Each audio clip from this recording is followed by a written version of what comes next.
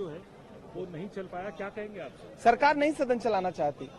Bharatiya Janata party के सांसद treasury bench खड़े होकर के लगातार हाउस को डिस्टर्ब करती है और चेयरमैन साहब डिस्टर्ब होने देते हैं, सहयोग करते हैं।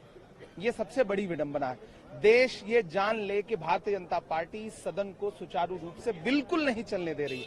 जब इन्हें चलाना था तब इन्होंने 146 सांसदों को सस्पेंड करके भी सदन चलाया था, लेकिन चूंकि आज इन्हें चलाना नहीं है, ये जानते हैं कि सदन चलेगा तो अडानी के मुद्दे पे चर्चा होगी, संभल पे चर्चा होगी, रतलाम पे चर्चा होगी, इन्हें पता है किसानों का मुद्दा उठेगा, इसलिए ये सदन को किसी न किसी बहाने से अर्जन करा रहे हैं। और शर्मनाक ये है कि भारतीय जनता पार्टी जो खुद सरकार में है वो सदन को अर्जन करा रही है। लेकिन सर, हवा जो मिल रही है वो इंडिया ब्लॉक के जो बाकी लीडर है उनके बयानों से मिल रही है, सरकार भी चुटकी लेती है उसके ऊपर।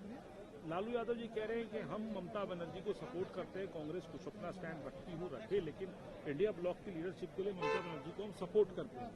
किरण रिजिजू साहब ये कहते हैं कि कांग्रेस ही ज्यादा जो है वो मुद्दों को उठाती है, अडानी के जैसे मुद्दे को, वरना बाकी पार्टियां सपा हो, टीएमसी हो, ये चाहती है कि सदन के अंदर सुचारू रूप से बात हो, डिबेट हो और भी इशू हो।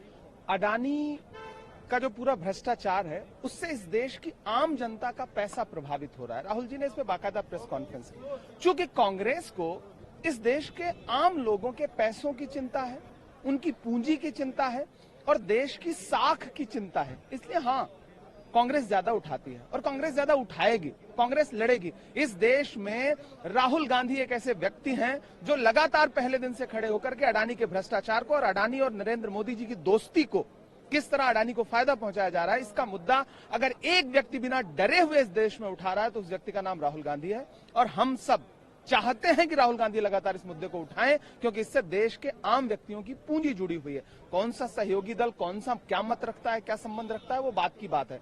हम वैचारिक तौर पर एकजुट है। किसी एक मुद्दे पे अगर किसी का कोई और मत होगा तो हम उससे कोई मनभेद भी नहीं करते हैं, ठीक है, अपना व्यक्तिगत सबकी अपनी राजनीति है। लेकिन कांग्रेस कल भी इस मुद्दे को जोर शोर से उठा रही थी, क्योंकि किसी भी भ्रष्टाचार को जिसमें सरकार शामिल होगी कांग्रेस उसे टॉलरेट नहीं करेगी। लेकिन इमरान जी, बात आ रही है इंडिया ब्लॉक के नेतृत्व की। टीएमसी कहती है स्ट्राइक रेट कांग्रेस की ठीक नहीं है, शरद पवार साहब कहते हैं ममता बनर्जी भी एक पॉसिबल चेहरा है, उनकी बात होनी चाहिए। अब लालू यादव इस बात को कह देते हैं कि हम ममता बनर्जी को सपोर्ट करेंगे। इस तरीके से देखा जाए, इंडिया ब्लॉक में एक आंतरिक लोकतंत्र है, लोग अपनी अपनी बात रख रहे हैं, ठीक है, रखें।